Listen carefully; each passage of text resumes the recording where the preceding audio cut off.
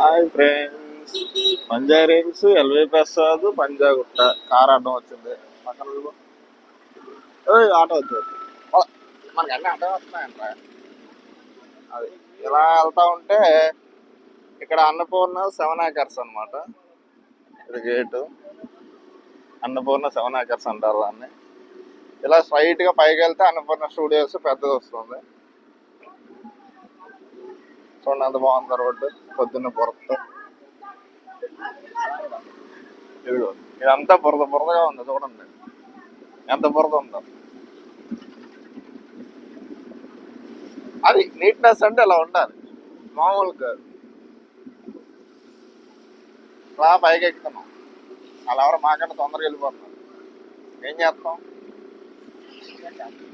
ఇటువైపు ఏమో పార్కింగ్ అయి ఉంటాయి, ఇలా పైకి వెళ్ళొచ్చు. స్పీడ్ బ్రేకర్ వచ్చింది బ్రో.